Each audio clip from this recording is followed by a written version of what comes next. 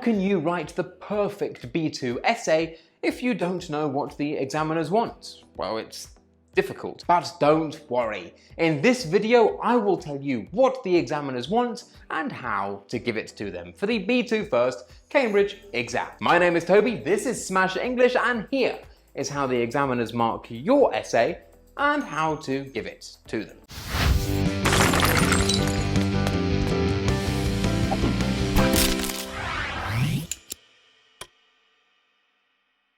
Here is the mark scheme.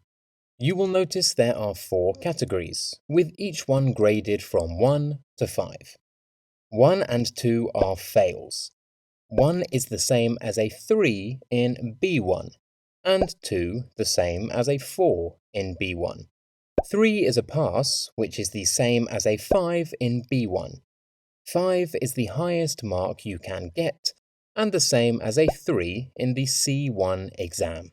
So we need to get at least a 3 to pass the writing exam. Let's look at each section together and see how we can do that. Content. 3. Minor irrelevances and/or omissions may be present. Target reader is on the whole informed.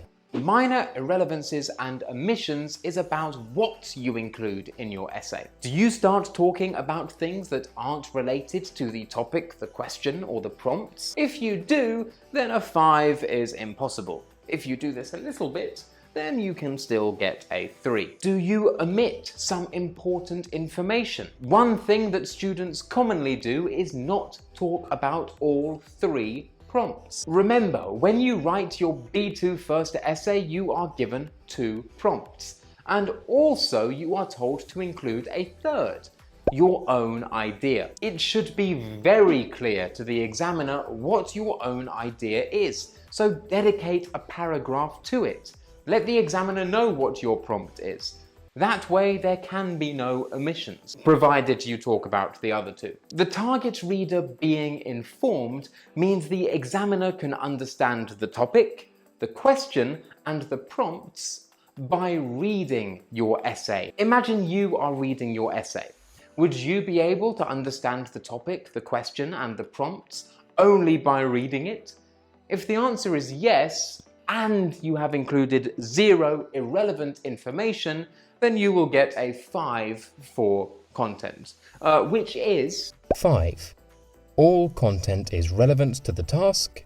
Target reader is fully informed. Remember, make sure that everything you write is relevant to the topic. This is why word count is important. If you write a very long essay, then chances are you have included irrelevant information. And irrelevant information actually hurts your marks. This is why planning is so important. Without a plan, it's easy to get distracted. With a plan, you can keep all of your content focused on the topic, the question, and the prompts. So again, remember, even if your language is perfect, you answer the question, you include all the prompts, if you include irrelevant information, a 5 for content is impossible. Sorry. Communicative Achievement. 3. Uses the conventions of the communicative task to hold the target reader's attention and communicate straightforward ideas. The conventions of the communicative task here refer to the tone and structure of an essay. Remember, the target reader for an essay is an English teacher, usually, so make sure you use a formal tone. Remember to include paragraphs, especially an introduction and a conclusion. Some students forget paragraphs entirely. Do not be one of them. When you are writing your answer in the examination room, make sure there is a clear line between your paragraphs. This will help your marks for communicative achievement. Holding the target reader's attention is about how clearly the target reader is able to understand your text. Is it easy to understand what you are trying to say within each paragraph? Or does the examiner have to concentrate to understand the point? Is it clear what prompt you are talking about and what your point is related to it? Is it clear when you are giving your opinion and when you are not? An easy way to do this is to always follow the same essay structure. So let's look at an example. Here we have a statement, followed by an explanation, followed by an example of why something is important. The idea is communicated clearly. Museums are good. I explain why. Then I link it to the question, which here is, governments should invest more money in museums. Do you agree? So for every prompt, including your own, so that's 3 prompts, you must write a statement, followed by an explanation, then followed by a solution or an example. Do this and you will be fine. 5. Uses the conventions of the communicative task effectively to hold the target reader's attention and communicate straightforward and complex ideas as appropriate. You'll notice that the main difference between a 3 and a 5 is the inclusion of complex ideas. Let's look at an example of a complex idea. Here you will notice that the candidate used a second conditional. This is a complex idea because we are talking about something abstract, something hypothetical. If you are able to use modal verbs to talk about hypothetical situations and solutions to problems, then you will score higher marks for communicative achievement. Organization. 3. Text is generally well organized and coherent, using a variety of linking words and cohesive devices. Remember how I told you for communicative achievement, your paragraphs must be easy to follow. It must be easy to understand the point that you're making. Well, organization is about your organization between paragraphs. How are your paragraphs linked together? Is your essay a cohesive whole, or is it 3 paragraphs stuck together that could go anywhere in the essay? So how do you connect the paragraphs together to create a cohesive whole? Well, let's look at an example. So here is my question. I will organize my prompts into 3 separate paragraphs, but they all need to be connected to each other in some way. I think culture is a good reason to invest in museums, but I don't think economics is. So these paragraphs are in clear contrast to one another. For my third prompt then, I'll choose education, which I also think is a good reason to invest in museums. So then, I will make paragraphs 2 and 3 about culture and education, then I will contrast these ideas with economics. The final essay will look something like this. Notice how paragraphs 2 and 3 are clearly linked with an inversion. Then paragraph 4 is connected with a concessive clause. The conclusion also references what was stated previously in the essay, so the essay is coherent and organized well. Remember, this is very difficult to do if you don't plan. This is why I tell my students to spend at least the first 15 minutes of the writing exam planning their essay. Planning takes time.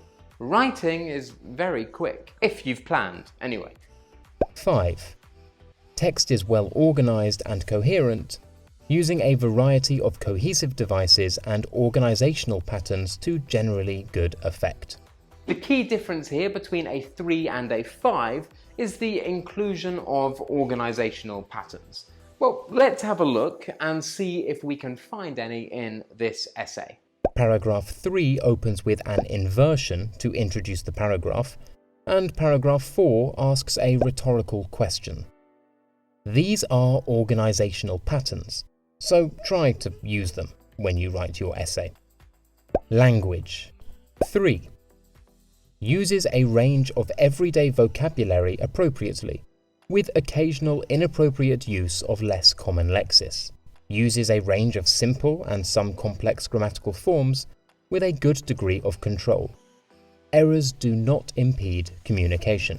Everyday vocabulary refers to vocabulary that is familiar to you.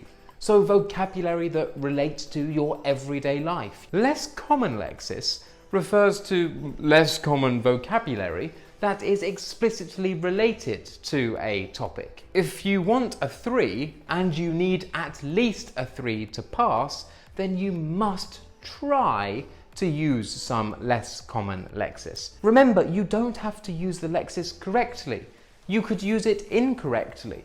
Just try to use it, and if the word is there and the examiner understands the intention, you will be fine. You also need to use some complex grammatical forms. It could be the passive modal reporting verb, second conditional, a third conditional, I wish or if only, reporting verbs, reported speech, good use of linking expressions, prepositions are in the correct places. If you write your entire essay in the present simple, even if it's marvelous and perfect and great, you will not get a 3. Sorry. 5. Uses a range of vocabulary, including less common lexis, appropriately. Uses a range of simple and complex grammatical forms with control and flexibility. Occasional errors may be present, but do not impede communication. You'll notice that for a 5, we have the words appropriately and flexibility. This means that you use your less common lexis in the correct way. Flexibility means that you have no problems using a second conditional if that is the idea you want to express. You have no problems using a past modal of deduction if that is required to express the idea you want to express. There is no limitations on what you can say because of your grammar. Let's have a look at this essay and see how they did, shall we? Here we have the vocabulary: put more money towards, preserve culture, to invest in, to come to life, law enforcement, infrastructure. We also have inversion, passive modal reporting verbs, and a second conditional. All in all, the language in this essay is good enough, the organisation strong enough, the content relevant enough, and the communication clear enough to get a 5 in the B2 First exam. And with that, we are finished. Now you know how the Cambridge examiners mark your B2 First essay, and what you must do to make them say, hey, this guy or girl is pretty good. If you liked the video, don't forget to smash that like button, subscribe if you haven't already, leave a comment down below. My name is Toby, and this was Smash English.